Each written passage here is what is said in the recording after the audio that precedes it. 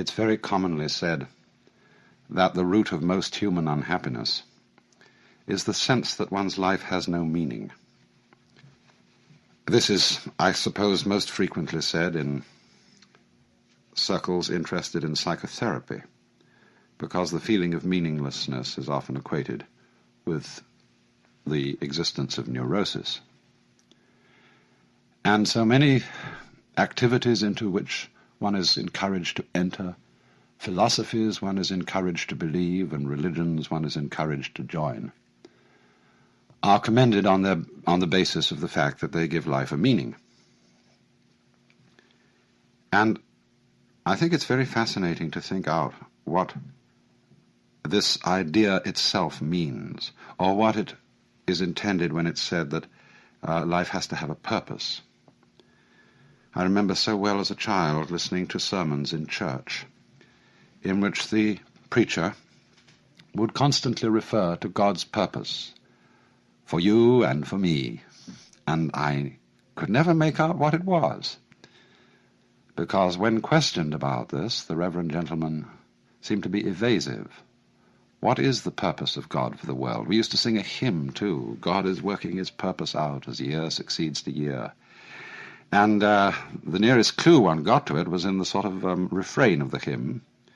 Nearer and nearer draws the time that shall surely be, when the earth shall be filled with the glory of God as the waters cover the sea. And, of course, that raises the question, what is the glory of God? Well, now, it's pretty obvious, I think, that when we talk about life having or not having a meaning, we're not using quite the ordinary sense of the word meaning as the attribute of a sign. We're not saying, are we, that we expect this natural universe to behave as if it were a collection of words, signifying something other than themselves. It isn't a point of view which would reduce our lives and the world merely to the status of signs. And it's obviously in some different sense than that that Goethe wrote his famous lines at the end of Faust, Alles Vergängliche ist nur ein Gleichnis. Forgive my pronunciation of German. All that is mortal or all that is perishable is but a symbol. And so, a symbol of what? What do we want to feel? What would satisfy us as being the meaning behind this world? It's so often, you know, that we don't follow our ideas and our desires through. Most of the things that we want very fervently are things that we've only half glimpsed. Our ideals are very often suggestions, hints, and we don't know really exactly what we mean when we think about it. But there is this obscure sense in which we feel that life ought to have significance and be a symbol in at least that sense, if not just so arid a symbol as a mere sign. Or it also may mean that life is meaningful. An individual feels that his life amounts to something when he belongs and fits in with the execution of some group enterprise. He feels he belongs in a plan. And this, too, seems to give people a sense of great satisfaction. But we have to pursue that question further, too. Why is it that a plan, why is it that fellowship with other people gives the sense of meaning? Does it come down, perhaps, to another sense of meaning, that life is felt to be meaningful when one is fully satisfying one's biological urges, including the sense of hunger, the sense of love, the sense of self-expression in activity, and so on. But then again, we have to push that inquiry further. What do our biological urges really point towards? Are they just, however, things always projected towards a future? Is biology and its processes nothing but going on towards going on towards going on? Or there's a fourth and more theological sense of the meaning of life. In all theistic religions, at any rate, the meaning of life is God himself. In other words, all this world means a person. It means a heart. It means an intelligence. And the relationship of love between God and man is the meaning of the world. The sight of God is the glory of God, and so on. But again here, there's something to be further pursued. What is it that we want in love with a person, and even a person in the sense of the Lord God? What is the content of it? What is it that we are really yearning after? Well, now, if we go back to the first point, taking Goethe's words that all that is transitory is but a symbol, and that we want to feel that all things have significance, it does seem to me that there's a sense in which we often use the word significance, where the word seems to be chosen quite naturally, and yet at the same time it's not quite the right word. We say, for example, often of music, that we feel it to be significant, when just at the same time we don't mean that it expresses some particular kind of concretely realizable emotion, and certainly it's not imitating the noises of nature. Program music, which simply imitates something else, and it deliberately sets out to express sadness or joy or whatever, is not the kind of thing I mean. So often when one listens to the beautiful arabesque character of the Baroque composers, Bach or Vivaldi, it is felt to be significant, not because it means something other than itself, but because it is so satisfying as it is. And we use then this word significance so often in those moments when our impetuous seeking for fulfillment cools down, and we give ourselves a little space to watch things as if they were worth watching, ordinary things. And in those moments when our inner turmoil has really quietened, we find significance in things that we wouldn't expect to find significant at all. I mean, this is, after all, the art of those photographers who have such genius in turning the camera towards such things as peeling paint on an old door, or mud and sand and stones on a dirt road, and showing us there that if we look at it in a certain way, those things are significant. But we can't say significant of what so much as significant of themselves. Or perhaps significance then is the quality of a state of mind in which we notice that we're overlooking the significance of the world by our constant quest for it later.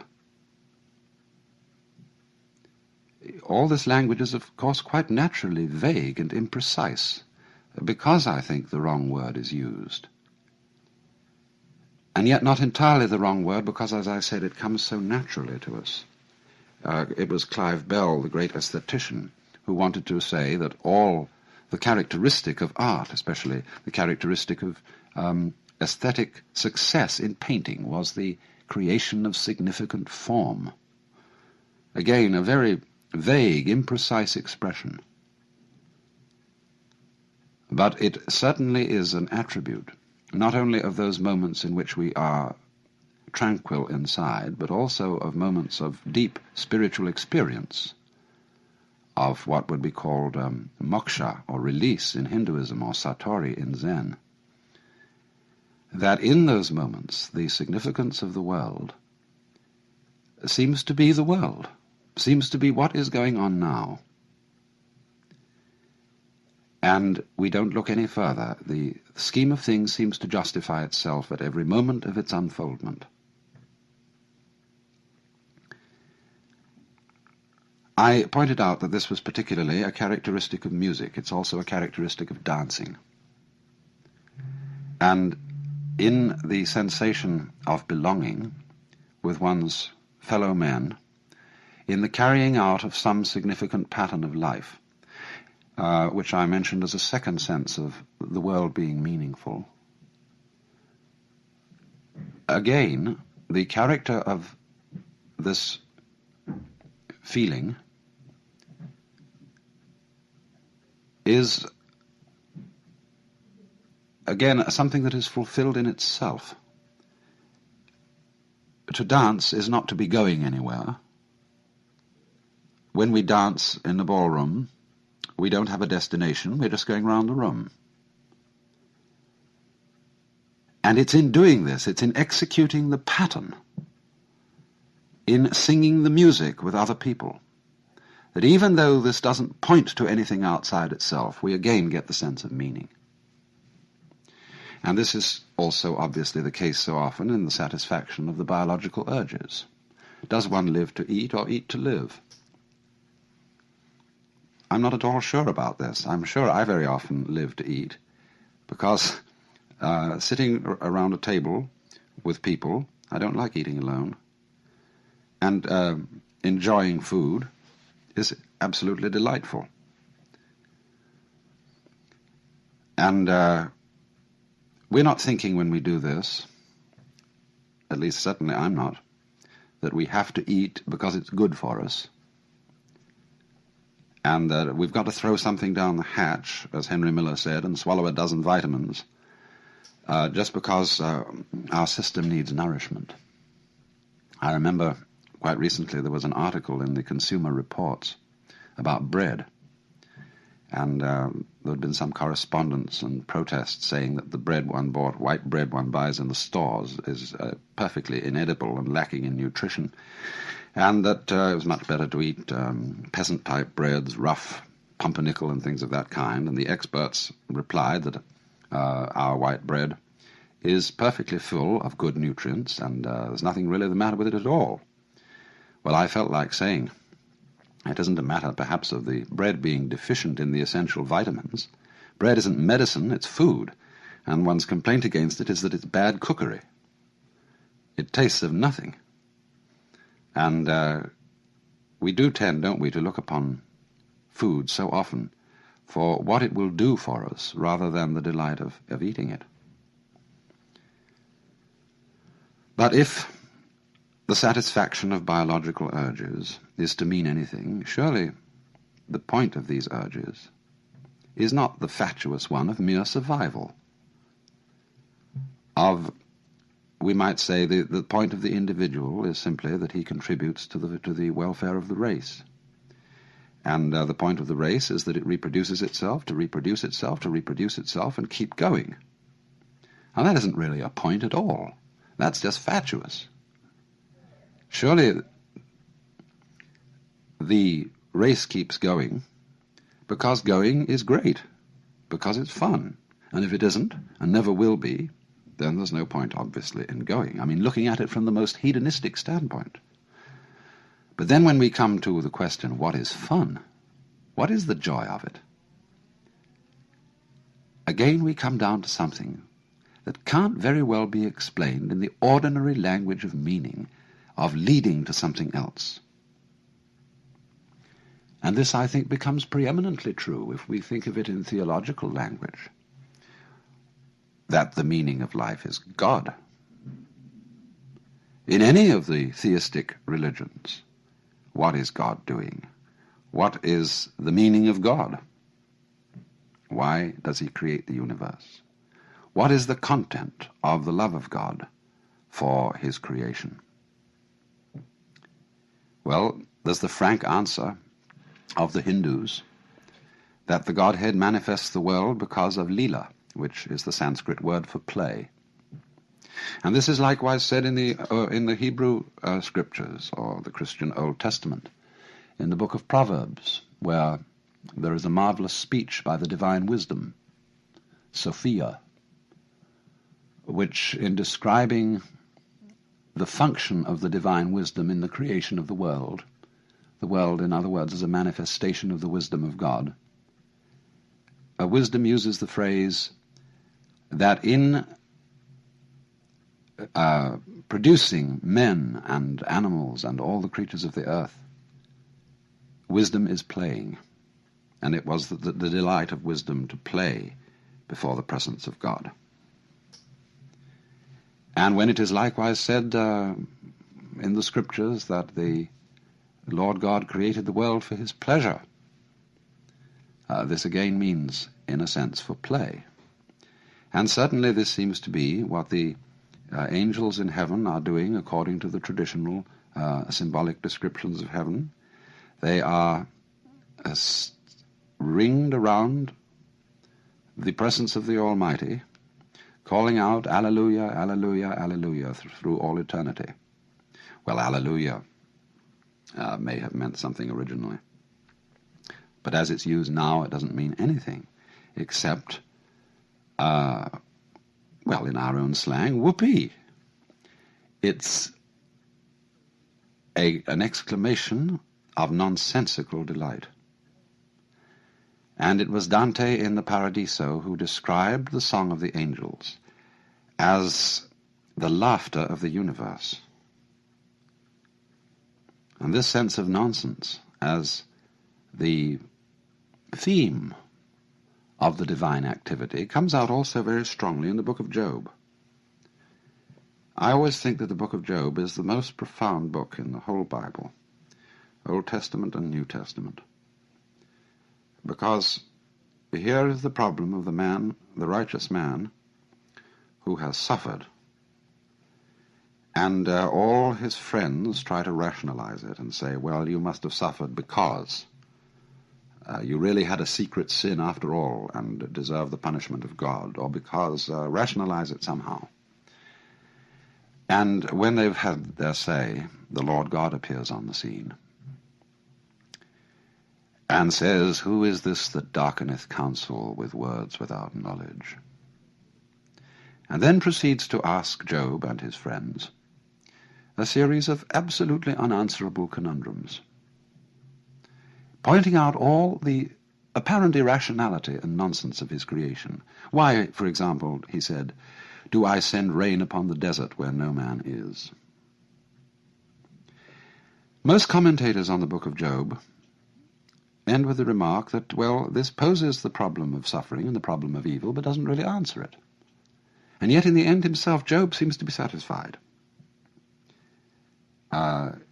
He somehow surrenders to the apparent unreasonableness of the Lord God. And this is not, I think, because Job is beaten down and that he's unduly impressed with the royal, monarchical, and paternalistic authority of the deity and doesn't dare to answer back. He realizes that somehow these very questions are the answer. I think of all the commentators on the book of Job, the person who came closest to this point was old G.K. Chesterton. He once made the glorious remark that it is one thing to look with amazement at a gorgon or a griffin, a creature who doesn't exist, but quite another thing to look at a hippopotamus, a creature who does exist and looks as if he doesn't. In other words, that all this strange world, with its weird forms, like hippopotami, and when you look at them from a certain point of view, stones and trees and water and clouds and stars, when you look at them from a certain point of view and don't take them for granted, they're as weird as any hippopotamus, or any imagination of fabulous beasts of gorgons and griffins and things like that. They are just plain improbable. And it is in this sense, I think, that they are the Alleluia as it were, the nonsense song.